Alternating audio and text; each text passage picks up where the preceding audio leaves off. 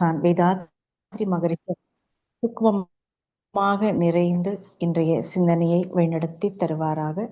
இந்த நல்வாய்ப்பினை நல்கிய sky Qatar Manavalakalai மன்றத்திற்கும் Qatar பேராசிரியர் முத்து ஐயா அவர்களுக்கும் அறிமுகப்படுத்திய பேராசிரியர் அனிதா சவுந்தரராஜம் அவர்களுக்கும் அகிலாமா தவம் வழிநடத்திய அகிலாமா அவர்களுக்கும் ஒருங்கிணைத்து கொண்டிருக்கும் ஆனந்தராஜா ஐயா அவர்களுக்கும் குமரேசன் ஐயா அவர்களுக்கும் இங்கே வருகை புரிந்திருக்கும் அனைத்து சான்றோர் பெருமக்களுக்கும் பணிவான வணக்கங்களையும் மனமார்ந்த நன்றிகளையும் வாழ்க வளமுடன் என்ற வாழ்த்துக்களையும் கூறிக்கொண்டு தலைப்புக்குள்ள போகலாம். அச்சாணி அப்படிங்கிற தலைப்பு தான். அச்சாணி அப்படிங்கிறது இப்போ ஒரு தேர் இருக்கு. தேரில் சக்கரம் கழன்று விடாமல் இருக்க உதவும் சிறிய ஆனால் மிக முக்கியமான ஒரு பகுதி. அந்த அச்சில் ஆணியை பதித்து இருக்கும். அதுக்கு அதனாலதான் அது அச்சாணின்னு பேரு. அது சின்னதா இருந்தாலும் தேரின் இயக்கத்திற்கும் அது நிலைத்தன்மைக்கும் அச்சாணி ரொம்ப முக்கியமானது.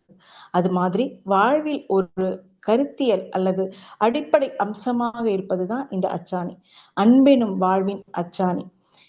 தேரின் இயக்கம் எந்த அளவுக்கு அச்சாணி இல்லாம தேர் ஓடாதோ, அது சக்கரத்தை அச்சில் நிலைநிறுத்தி அவை கழன்று ஓரிடத்தில் விழாமல் தடுக்கிறது. இப்போ வாழ்க்கையில் அச்சாணியின் பயன்பாடு அப்படிங்கிறது எப்படி இருக்குன்னா, வாழ்வில் அன்பெனும் ஒரு அச்சாணி போன்றது. வாழ்க்கை பாதையின் உறுதியையும் நிலைத்தன்மையையும் தருகிறது இந்த அச்சாணி. சில சமயங்கள்ல நம்பிக்கை தான் வாழ்க்கை பாதையின் ஒரு அச்சாணியாக கூறப்படுகிறது. வாழ்வின் பயணத்திற்கு உறுதுணையாக இருக்கும். சுருக்கமாக அச்சாணி என்பது ஒரு பொருளை இணைத்து அதன் இயக்கத்தை நிலைநிறுத்தும் ஒரு எளிய பொருளாகும். இது சிறியதாக இருந்தாலும் அதன் பங்கு மிகவும் பெரியது. இதை ஆங்கிலத்துல லிஞ்ச் பின் அப்படின்னு சொல்றாங்க. இந்த அச்சாணி அப்படிங்கிறது எப்படி ஒரு முக்கியமான பங்கு வகிக்குதோ அதே மாதிரி ஒரு குடும்பத்தின் அல்லது ஒரு அமைப்பின் மையமாக ஒருவர் இருப்பதை அச்சாணி அப்படின்னு சொல்லலாம். இப்ப இரு மாடு இணைந்து வண்டி போல இணைந்த தம்பதிகள் இருவரும் ஒருவரை ஒருவர் பிரியாமல் ஒன்றிணைந்து இருந்தால்தான் வாழ்க்கை வண்டி தடம் மாறாமல் செல்லும் அப்படின்னு நம்ம சொல்லலாம். இப்ப நம்பிக்கையும் புரிதலும் இரு பக்க அச்சாணிகள் இணைந்து விட்டால் வாழ்க்கை அப்படின்ற அந்த சக்கரங்களை கவிழ்க்கவே முடியாது. அப்படி கவிழ்க்க நினைச்சாலும் அது முடியாது. ஏன்னா அங்க நம்பிக்கையும் புரிதலும் அப்படிங்கிற ஆழமான அச்சாணி அங்க இருக்கு. அப்போ ஒரு வண்டி தேர் எதுவா இருந்தாலும் அச்சாணி அவசியம். சிறு அளவே கொண்ட இரும்பு துண்டு தான் அது. குடும்பத்திற்கு கணவன் மனைவி இருவரும் இரு அச்சாணிகள். மாணவனுக்கு ஒழுக்கம் கல்வி இரு அச்சாணிகள். தொழிலுக்கு நம்பிக்கையும் நாணயமும் இரு அச்சாணிகள். ஆன்மீகத்திற்கு குருவும் அவர் கற்றுக் கொடுத்த யோக கலையும் இரு அச்சாணிகள். அச்சாணியின் உதவி இல்லாமல் ஒரு அடி கூட சீராக வண்டி நகராது. அச்சாணி பலம் பொருந்தியது. உப்பும் சர்க்கரையும் அதன் சுவைக்கும் போது தான் அந்த சுவையை அறிய முடியும். அது இல்லைன்னா அந்த உணவு சுவைக்கவே முடியாது, உட்கொள்ள முடியாது. அதே மாதிரி நம்மளுடைய ஆன்மீகத்துக்கு குரு அச்சாணி போன்றவர். குருவே சரணம். ஒருவர் மனதில் உதித்து கொண்டிருக்கும் எண்ணங்களை கட்டுப்படுத்துபவர் இல்லை குரு. ஆனா இப்ப குதிரைக்கு கடிவாளமிட்டு ஒரு கூர் நோக்கி கொண்டு செல்லவில்லை என்றால் அந்த குதிரையின் மொத்த ஆற்றலும் வீணாக போயிடும். அது மாதிரி நம்மளுடைய மனதின் ஆற்றல் வேறு எதனுடனும் ஒப்பிட முடியாதது ஒரு ஆற்றல். அந்த அளவுக்கு நமக்கு மனவளக்கலை பயிற்சிகளை மகரிஷி அவர்கள் கொடுத்திருக்காங்க. நம் மன ஆற்றலை ஒருமுகப்படுத்தி ஒரே நேர்கோட்டில் ஒரு கூர்முனையை நோக்கி செலுத்துவதற்கு பயிற்சி கொடுத்த குரு ஒருவரால் மட்டுமே முடியும். அதனாலதான் குரு அச்சாணி போன்றவர் அப்படின்னு நம்ம சொல்லலாம். இப்ப அச்சாணி அப்படிங்கிறது ஒரு எக்ஸாம்பிளுக்கு ஒரு பழமொழி சொல்லுவாங்க, அச்சாணி நின்றிடில் ஆணி அசையாது அப்படின்னு. அதாவது அசையாமல் நின்றாதான் வண்டி சரியாக செல்லும். அறநெறி தாங்கிடின் வாழ்வி தடுமாறாது. அந்த வாழ்க்கை அப்படிங்கிறது ஒழுக்கம், கடமை, ஈகை ஆகிய அந்த அறநெறியோட இணைந்து செல்லும் போதுதான் வாழ்க்கையும் தடுமாறாது அப்படின்னு சொல்லலாம். அது சொல்லலாம் இல்லை, அதுதான் உண்மை. மகரிஷி கொடுத்திருப்பாங்கல்ல, ஒழுக்கத்துக்கு சாமியமே கொடுத்திருப்பாங்க. எண்ணம் சொல் செயலால் தனக்கோ பிறருக்கோ தற்காலத்திலோ பிற்காலத்திலோ உடலுக்கோ உயிருக்கோ உணர்ச்சிக்கோ நன்மை தரத்தக்க கூடிய செயல்கள் அத்தனையும் ஒழுக்கம். அப்ப தீமை தரத்தக்க கூடியது அத்தனையும் பாவம். இதுதான் இந்த நன்மை தரத்தக்க கூடியது எல்லாம் புண்ணியம், மீதி எல்லாம் பாவம் அப்படின்னு கொடுத்திருப்பாங்க. அச்சாணி போல உள்ளம் நிலை பெற்றால் அலைமோதும் உலகிலும் இந்த மனசு அசையாம இருக்கும் அப்படின்ற ஒரு நம்பிக்கையோட இருக்கலாம். இப்ப அச்சாணி அறம் அப்படின்னா ஆவி சாயாது, அதாவது ஆன்மா. அழிவற்ற சாந்தி, அதாவது அழிவற்ற அந்த ஆன்மா அப்படிங்கிறது அந்த அமைதியை காணும் அப்படிங்கிறது தான் இங்க பொருள். அப்ப அச்சாணி நின்றிட தேர் சீராக செல்லும், சீராக ஓடும். இப்போ இந்த ஆன்மீக தேடல் நமக்கு எப்ப வருது? எப்போ நமக்கு குரு கிடைக்கிறாங்க? இப்போ ஒருத்தருக்கு என்ன தேவையோ, மனசுல ஒரு தாக்கம் இருக்கும், இல்ல மன சங்கடங்கள் இருக்கும், இல்ல உடல்ல பிரச்சனை இருக்கும், மனசுல பிரச்சனை இருக்கும், ஒரு வெறுமை இருக்கும், தனிமை இருக்கும், ஏதோ ஒரு சங்கடம் உள்ளத்திலையும் வெளியிலையும் சூழ்நிலையிலையும் இருக்கும். அப்போ இந்த மாதிரி ஒரு இக்கட்டான ஒரு நெருக்கடியான சூழ்நிலையும் போதுதான் நமக்கு ஏதாவது ஒரு விடிவு காலம் பிறக்காதா அப்படின்னும் போது குரு தானாகவே குரு அமைவாங்க. நம்மளுடைய தேடலுக்கு ஏத்த மாதிரி குரு அமைவாங்க. அப்ப ஆன்மீக குருவை அவங்க உண்மையான குருவா அப்படின்றது எப்படி நம்ம தேர்ந்தெடுக்கிறது? இப்ப உண்மையான குரு அப்படிங்கிறவங்க தன்னை முன்னிறுத்திக் கொள்ள மாட்டாங்க. எல்லாம் தமக்கு தெரியும் அப்படிங்கிற மனநிலையிலையும் இருக்க மாட்டாங்க. எப்போதும் புதியவைகளை கற்றுக்கொள்ள ஆயத்தமாகவே இருப்பாங்க. மக்களுக்கு எந்த அளவுல நன்மை செய்யலாம், உதவியாக இருக்கலாம் அப்படிங்கிற ஒரு மனநிலையில தான் இருப்பாங்க. அவங்க எப்பவும் அவங்களுடைய மன அலைச்சூழல் விரைவை இறைநிலையோடு இணைத்தே இருப்பாங்க. அதனாலதான் அவங்க டெல்டா வேவ்லயே இருந்து அந்த அந்த ஃப்ரீக்குவன்சியில இருக்கும்போதுதான் அவங்களுக்கு எல்லாமே ரிசீவ் ஆகுது. அதுக்கப்புறம் நம்ம மக்களோட மக்களாக மக்களுக்கு என்ன உதவி செய்யணும், பேரியக்க மண்டலத்துல இருந்து எல்லாமே அவங்க மகரிஷி சொல்லுவாங்களே, எங்க படிச்சீங்க அப்படின்னு கேட்கும்போது, I have studied in the city of universe அப்படின்னு சொல்லுவாங்களாம். இப்போ எல்லாமே அங்கிருந்து தான் கற்றிருக்காங்க. 3ஆம் வகுப்பு மட்டுமே படித்திருந்து அதுக்கப்புறம் புதுசு புதுசா அத்தனையும் மருத்துவத்தை படிச்சுக்கிட்டாங்க, வர்மக்கலை படிச்சுக்கிட்டாங்க, ஆயுர்வேதம் படிச்சிருக்காங்க. அவங்க ஆனா அத்தனையும் எதையுமே காமிச்சிக்கல. மகரிஷி தன்னையே ஒரு ஆய்வு கூடமாக வைத்து நமக்கு உடற்பயிற்சியே நமக்கு கொடுத்திருக்கிறாங்க. அப்படின்னா எந்த அளவுக்கு அவங்க நுணுகி இருந்தாங்க, மக்கள் மேல, மக்கள் நலன் மீது எவ்வளவு அக்கறையாக இருந்திருப்பார்கள் அப்படிங்கிறத நம்ம இங்க அண்டர்ஸ்டாண்ட் பண்ணிக்கணும். அப்ப அவங்க நீண்ட காலமாக இருக்கும் சீடர்கள், அவர்களின் அணுகுமுறை, அவங்கள அதாவது குருவாக இருக்கும்போது இவங்க தொடர்ந்து சீடர்கள் வாட்ச் பண்ணிக்கிட்டே இருப்பாங்க. எப்படி இருக்காங்க, எப்படி பழகுறாங்க அப்படிங்கிறது வாட்ச் பண்ணிக்கிட்டே இருக்கும்போது அவங்களுடைய பேசும் சொற்கள், இனிமையான சொற்கள், இவர்கள் அனைவரும் அவரவர் அனுபவத்தை வெளிப்படுத்தும் அந்த வெளிப்படுத்தும் போது அப்ப குருவுடைய தன்மையாக அவங்க மாறுறதையும் அந்த இடத்துல நம்ம எதாவது மகரிஷி சொல்லியிருப்பாங்கல்ல, எப்பொருளை எச்செயலை எவ்வுயிரை எக்குணத்தை ஒருவர் அடிக்கடி நினைந்தால் அப்பொருளின் தன்மையா நினைப்போர் ஆற்றல் அறிவிலும் உடலிலும் மாற்றம் காணும். இதுதான் நாம இங்க எதை நினைக்கிறோமோ அதுவாக மாறுகிறோம். அப்ப நம்மளுடைய வாழ்க்கைக்கு முக்கியமான ஒரு தேடல், நமக்கு குரு கிடைச்சிருக்காங்க.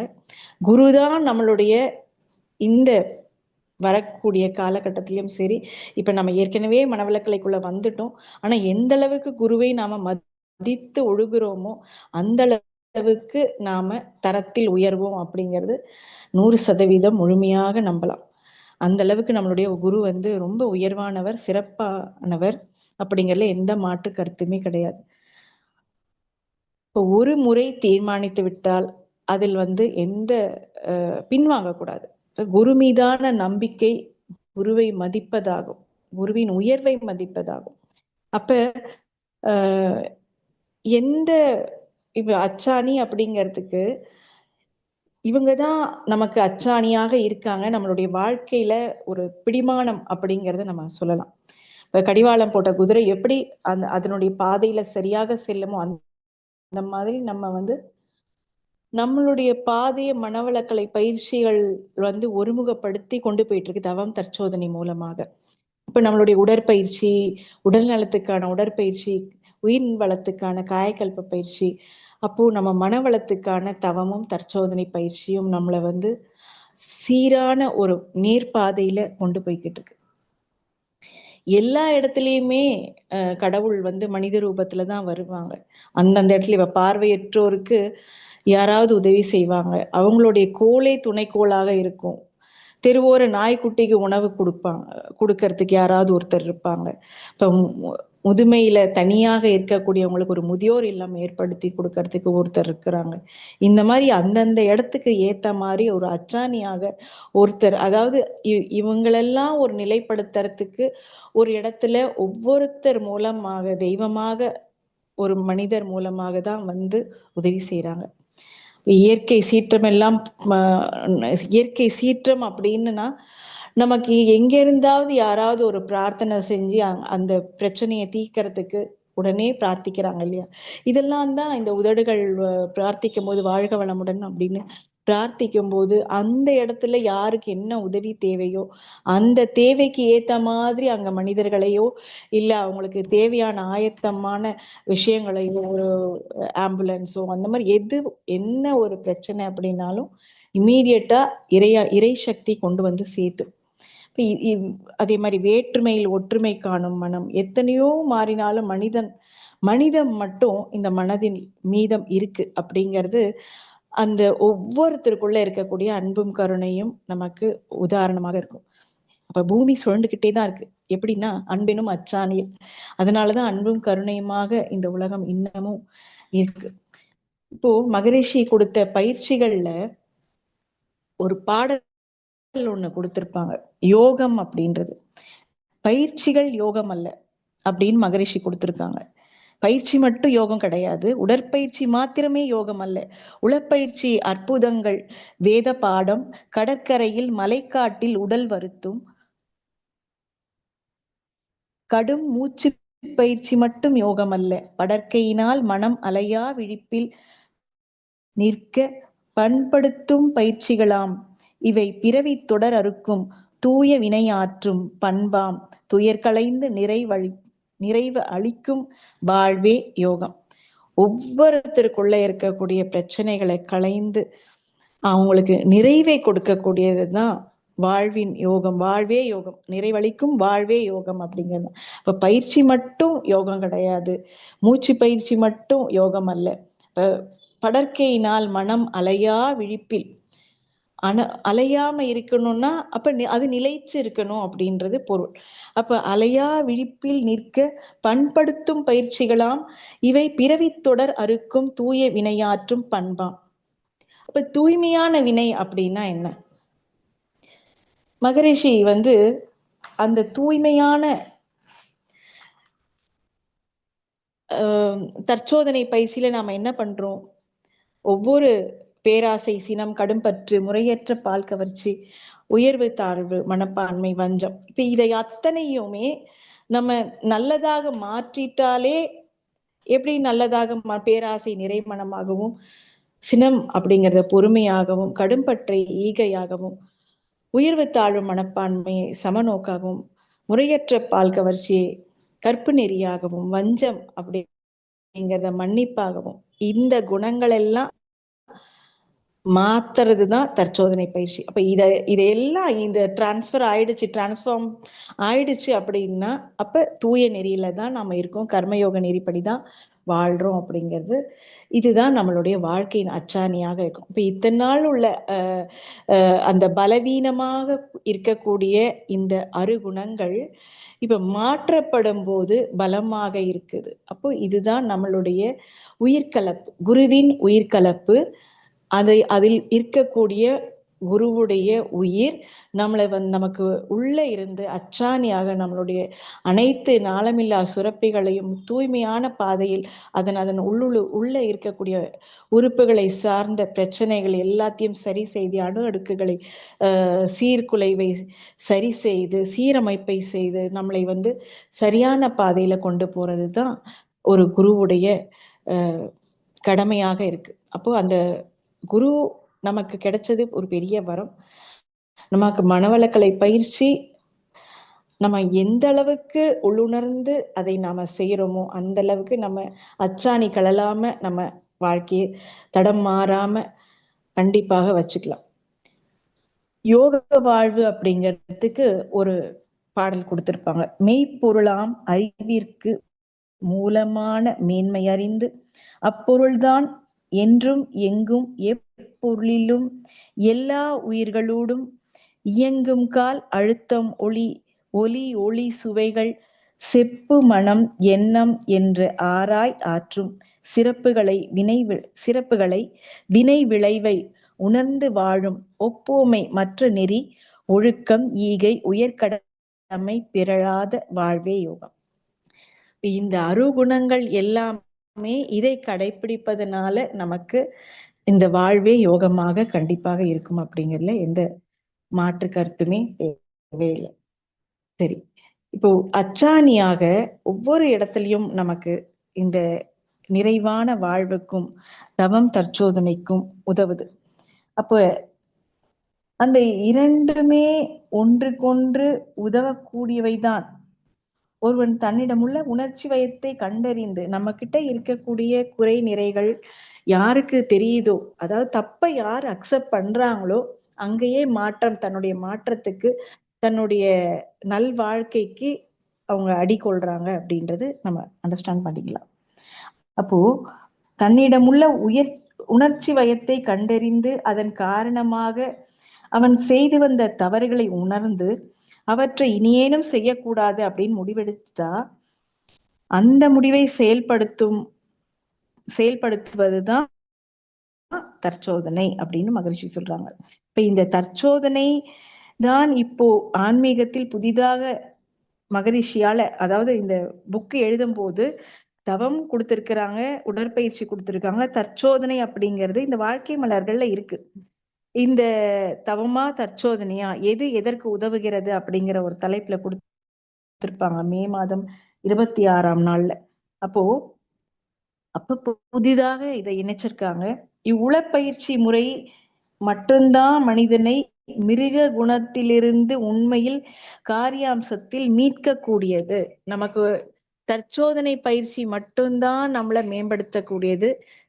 அந்த தற்சோதனை எப்ப நாம செய்ய தோணும் அப்படின்னா, தவம் செய்ய செய்ய செய்ய தவத்தில் நாம ஆழ்ந்து போகும்போது, மன அலைச்சல் விரைவு குறையும் போது,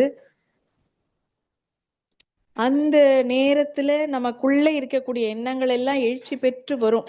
ஒவ்வொரு எந்த தவம் செஞ்சாலும் எனக்கு எண்ணங்கள் வந்துகிட்டே இருக்கே, குவியலா இருக்கு, அவ்வளோ வருது. அப்ப தேவையில்லாதது போகணும் அப்படின்னா தற்சோதனை பயிற்சி செஞ்சா மட்டும்தான் போகும். இல்லைன்னா அதுல ஏதாவது ஒரு எண்ணம், ஏன்னா உள்ள எவ்வளவு சுமை இருக்கு, மூட்டை இருக்குன்னு நமக்கு தெரியாது. அந்த எண்ணத்துக்கு வலிமை கொடுத்துட்டா அந்த எண்ணம் கண்டிப்பாக செயலுக்கு வந்துடும். அதனாலதான் எது தேவை எது தேவையில்லை அப்படிங்கிற இனம் கண்டு கொள்ளும் விழிப்புணர்வு கண்டிப்பாக நமக்கு வேணும்.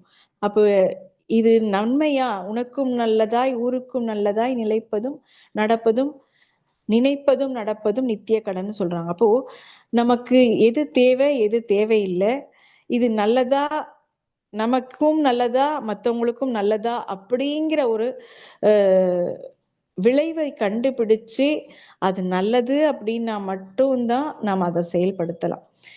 அப்படி இல்லை அப்படின்னா அது தவறான எண்ணம், எனக்கு மட்டும்தான் அது நன்மை விளைவிக்கும், மற்றவங்களுக்கு தீமை விளைவிக்கும் அப்படின்னா கண்டிப்பாக அந்த எண்ணத்தை கைவிடுவது சால சிறந்தது. அது நம்மளுடைய எண்ணம் ஆராய்தல், ஆசை சீரமைத்தல், சினம் தவிர்த்தல், கவலை ஒழித்தல், நான் யார் பயிற்சியில அந்த பயிற்சி அட்டவணையில ஒவ்வொன்றும் வகை பிரிச்சு நாம அதுல இது நமக்கு தேவையா தேவையில்லையான்றது வகை பிரித்து சங்கல்பம், இத்தோட இந்த எண்ணம் வரக்கூடாதுன்னா அதற்கு மாற்று எண்ணம் என்ன? நல்ல எண்ணமாக மனதில் சொல்ல விட்டு இந்த எண்ணத்தை மட்டும்தான், நல்ல எண்ணத்தை மட்டும்தான் நம்ம நினைக்கணும். தேவையில்லாத எண்ணத்தை நம்ம மறந்துடணும். அப்ப நல்ல எண்ணத்துக்கு மட்டும்தான் வலிமை கொடுக்கணும். திரும்ப நான் கோவப்படவே மாட்டேன் அப்படின்னா அந்த கோபம் அப்படிங்கிற சொல்லோட நம்ம தொடர்புல இருக்கோம் அப்படிங்கிறது பொருள்.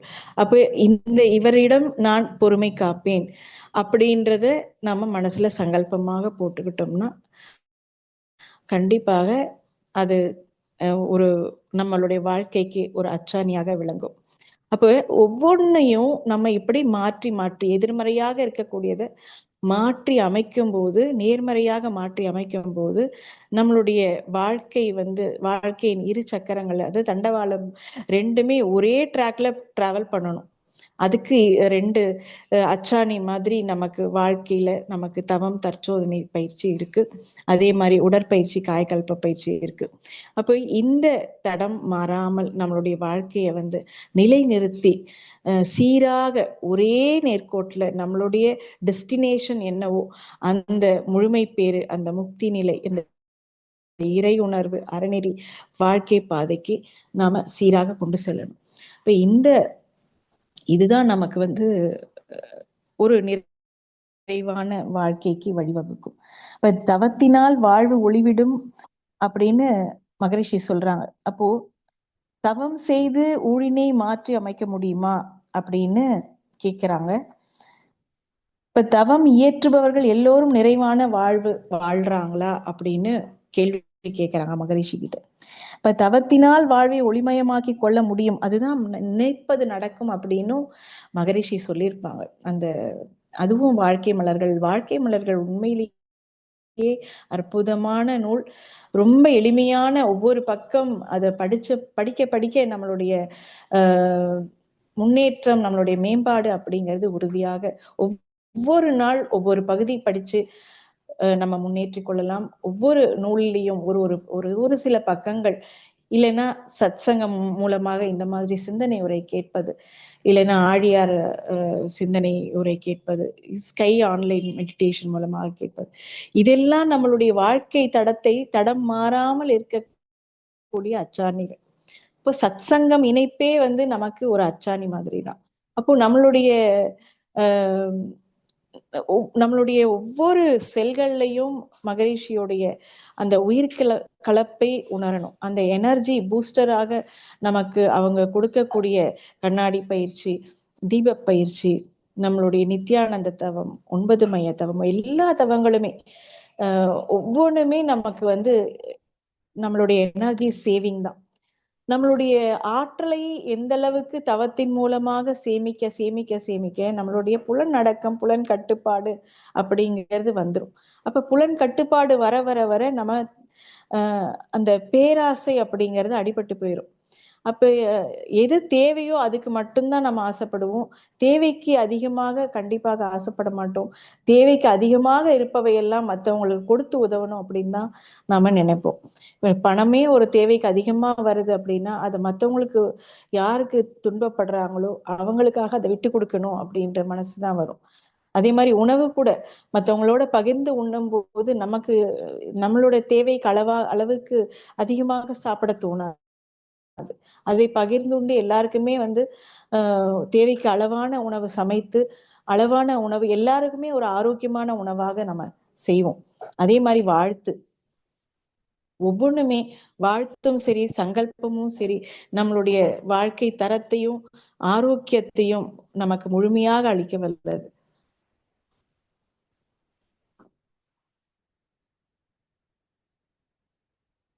இந்த நிறைவான வாழ்க்கைக்கு ஒரு திருக்குறள், ஊழையும் உப்பக்கம் காண்பார் உழைவின்றி தாழாது உஞற்றுபவர் அப்படிங்கிற ஒரு குரட்பாவே போதுமானது அப்படின்னு. அதாவது விதியை மதியால் வெல்லலாம் அப்படின்ற ஒரு பழமொழி நமக்கு தெரியும்.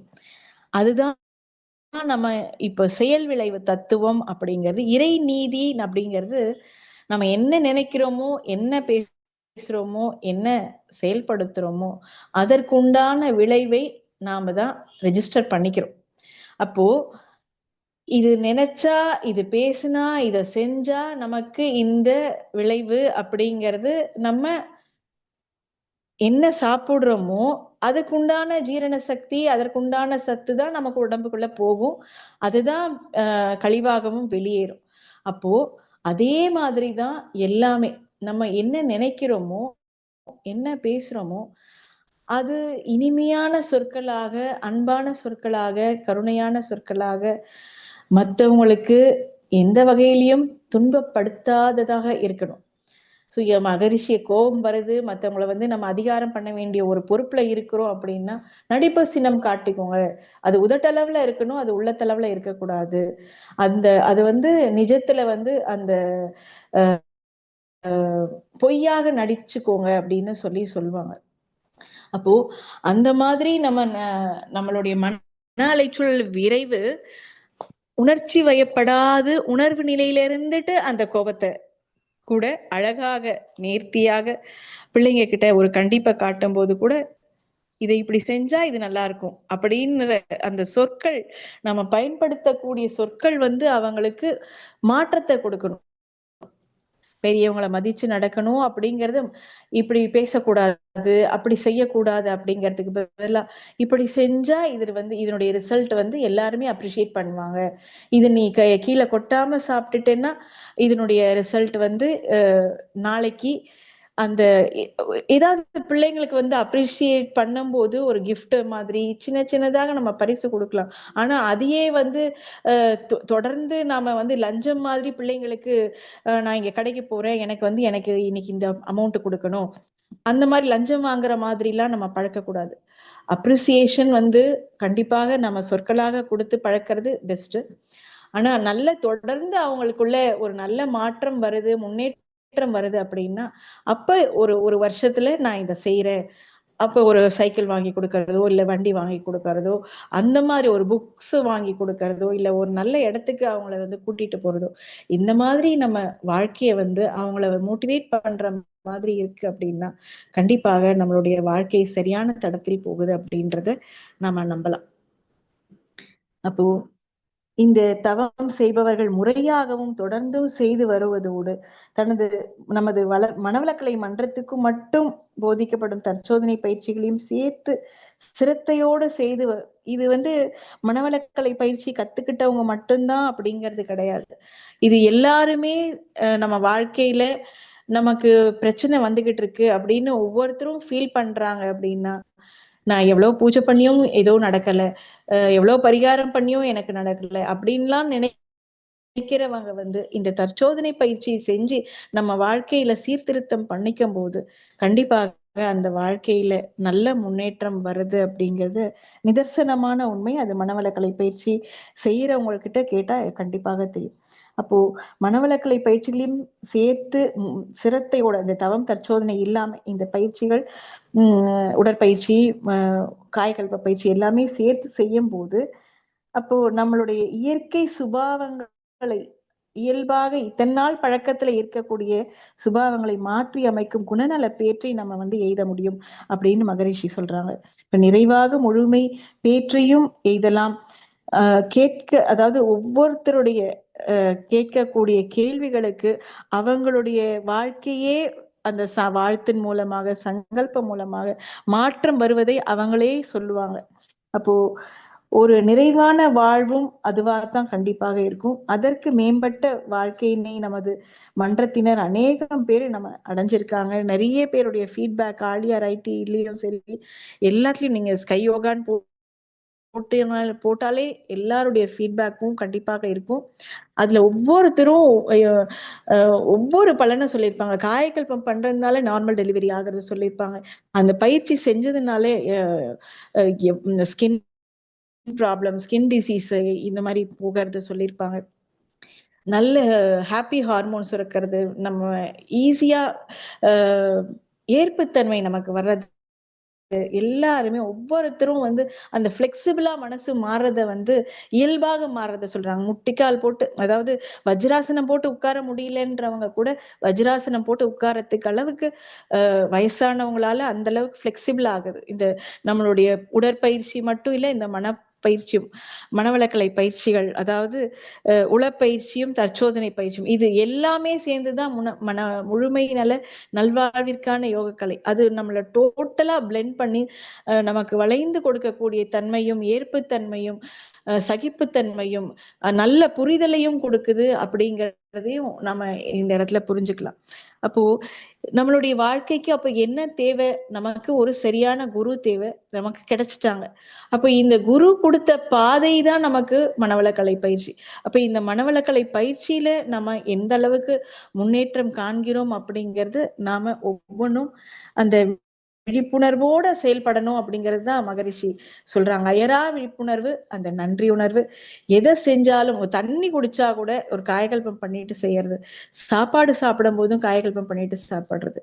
இப்ப ரீசெண்டா எதுலயோ பார்த்தேன், தண்ணி குடிக்கும் போது, ஏன்னா தண்ணி வந்து அந்த அப்படின்றவங்க வந்து அதை ரிசர்ச் பண்ணிருக்கும் போது அந்த லவ், அந்த தேங்க்யூ அப்படின்னு சொல்லும் போது அது நல்ல ஒரு அழகிய வடிவமாக அது காட்டுது அந்த தண்ணீர் அப்படின்னு சொல்லியிருப்பாங்க. அந்த மாதிரி குடிக்கும் போது கூட ஐ லவ் யூ, ஐ தேங்க்யூன்னு தண்ணி குடிக்கும் போது நம்ம உடம்புக்கு அது ஒரு நல்ல ரசாயனமாக மாற்றம் பெறுது. நம்மளுடைய உடல்நிலையில நல்ல ஆரோக்கியமான ஒரு நிலை ஏற்படுது அப்படின்னு சொல்றாங்க. இப்ப இதெல்லாம் சின்ன சின்ன விஷயங்கள் தான். இதெல்லாம் நமக்கு வந்து மகரிஷி கொடுத்த பயிற்சியினால நம்ம இன்னும் எந்த அளவுக்கு நுண்ணறிவு திறனோட நம்ம ட்ரை பண்ணலாம். ஒரு செடியை வாழ்த்துறது, ஒரு புக்கை வாழ்த்துறது, நம்ம ஒவ்வொருத்தரையும் வாழ்த்தி வாழ்த்தி வாழ்த்தி எப்பேற்பட்டவங்களை கூட அவங்க மனசு நல்ல முறையில மாறி நமக்கு வந்து ஒரு நட்புறவாக ஒத்துமுதியுமாக நம்மளால மாத்திக்க முடியும் அப்படிங்கிறது தான் மகரிஷி வாழ்த்தும் பயணம்ல சொல்லியிருப்பாங்க. அதுதான் மோதுதல், பிரதிபலித்தல், ஊடுருவுதல், சிதறுதல், ஊடுருவுதல், இரண்டுக்கும் இடையே ஊடாடி கொண்டிருத்தல், இத்தனையுமே இந்த அலையேக்க தத்துவம் தான். அத்தனையும் காந்தம் தான். அந்த காந்தத்தை நாம எப்படி ஈர்ப்பாற்றலாக பெறுவது அப்படிங்கிறது, குருவை நாம மதிச்சு வாழணும் அப்படிங்கிறது தான். அப்ப அந்த மதிச்சு வாழும்போது குரு நமக்குள்ள இருந்து உயிர்கலப்பாக இருந்து நம்மளை வந்து வழி நடத்துறாங்க, முழுமையாக நமக்கு வழிகாட்டுறாங்க அப்படிங்கிறதுல எந்த மாற்று கருத்தும் இல்லை. இப்ப இந்த அளவுல நம்ம வந்து மகரிஷி கொடுத்த 2 பாடலோட நிறைவு பண்ணிக்கலாம்னு நினைக்கிறேன். இப்ப குரு சீடருடைய உறவு அப்படிங்கிறது மகரிஷி சொல்லியிருப்பாங்க. முனைப்பை நீக்கு, அப்புறம் முனைப்பு நீங்கும் போது அப்படின்னு 2 பாடலாக கொடுத்திருப்பாங்க.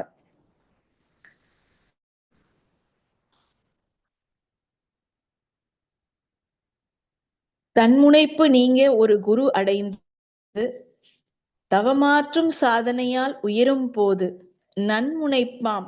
தன்முனைப்புங்கிறது இந்த பேராசை, சினம், கடும்பற்று, முறையற்ற பால் கவர்ச்சி, உயர்வு தாழ் மனப்பான்மை, வஞ்சம் எல்லாம்.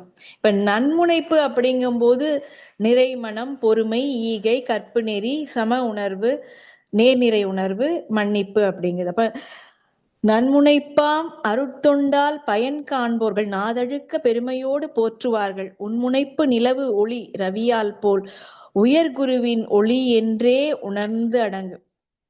இப்ப நிலவு வந்து ஆக்சுவலா இது நான் தான், எனக்கு தான் பேரொளி அப்படின்னு அந்த மாதிரி நினைக்கும் போது சூரியன் மூலமா தான் அந்த ஒளி சந்திரனுக்கு கிடைக்குது அப்படின்னும் போது, அப்ப அது மாதிரிதான் நமக்கு நம்ம நம்ம வந்து நல்ல பெருசா நான் தான் நிறைய பண்றேன், நான் சேவை பண்றேன் அப்படின்னு ஒரு சீடன், ஒரு தொண்டன் வந்து அப்படி நினைச்சிட்டா அதுல வந்து குருவுடைய ஆற்றல் தான் அங்க. குரு மூலமா குரு தான் நம்மளை கருவியாக்கி நம்மளை பண்படுத்துறாங்க, பயன்படுத்துறாங்க, நம்மளுக்கு வந்து செய்யறாங்க அப்படின்னு உணர்ந்து அடங்கணும். இப்ப குரு ஒளிதான் அங்க இருக்கு. அந்த அளவுக்கு நம்ம ஒரு தொண்டர் அப்படிங்கிறது பணிவோட தன்னடக்கத்தோட இருக்கணும் அப்படிங்கிறது. உன்முனைப்பு நிலவு ஒளி ரவியால் போல் உயர் குருவின் ஒளி ஒன்றே உணர்ந்து அடங்கு.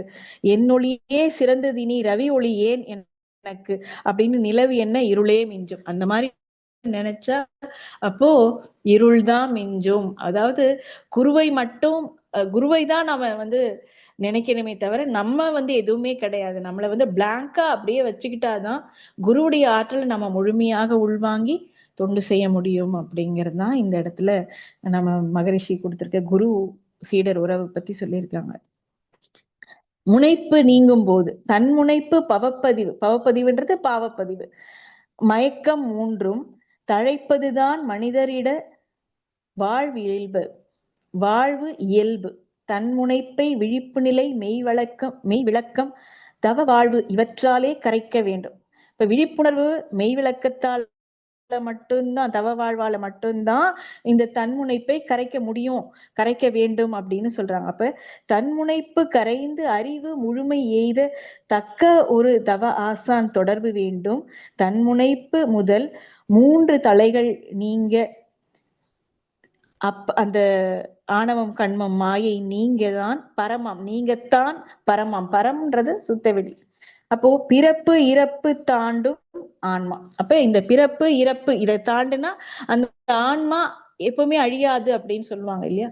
அப்ப அந்த எண்ண அலைகள் அப்படிங்கிறது அந்த டெல்டா வேவ்ல தீட்டா வேவ்ல இருக்கும்போது அது பேரியக்க மண்டலத்துல அது டெல்டா வேவ்ன்றது சுத்தவெளி, அங்க இயக்கம் அப்படிங்கிறது இல்லை, அங்க அமைதி. ஆனா நம்ம மனித உயிர்ல அந்த நுண்ணதிர்வு அப்படிங்கிறது நமக்கு அதோடு அதாவது தூங்காமல் தூங்கி சுகம் பெறுவது அப்படின்னு சொல்லுவாங்க. அந்த மாதிரி சும்மா இருப்பதே அதாவது ஆதிக்கு சமமான நிலை சமாதி. அந்த மாதிரி அந்த நிலையில நாம போக போக நம்மளுடைய ஆன்மா அப்படிங்கிறது பழிச்செயல் நீங்கும் அப்படின்னு நம்ம நம்பலாம். அந்த அந்த நிலையில நாம இருக்கிறதுக்கு நம்ம பழகிக்கணும். குரு உயர்வை மதிக்கணும், தன்னடக்கத்தோட பணிவோட இருக்கணும். அப்படிங்கிறப்ப நாம எதுவுமே கிடையாது, குருதான் எல்லாம். அப்பதான் அந்த குரு உயர்வை நம்மளுடைய வாழ்க்கையில முன்னேற்றத்தை கொடுக்கும் அப்படிங்கறத சொல்லி, இந்த குரு உயர்வு தான் அச்சாணியாக நமக்கு இருக்குன்னு சொல்லி இந்த நல்வாய்ப்பினை நல்கிய அனைவருக்கும் மனமார்ந்த நன்றிகள். அனைவரும் அருட்பேராற்றல் கருணையினால் உடல் நலம், நீளாயும், நிறை செல்வம், உயர் புகழ், மெய்ஞானம் ஓங்கி வாழ்க வளமுடன், வாழ்க வளமுடன், வாழ்க வளமுடன். மிக்க நன்றிங்க அம்மா, நன்றிங்க ஐயா, வாழ்க வளமுடன்.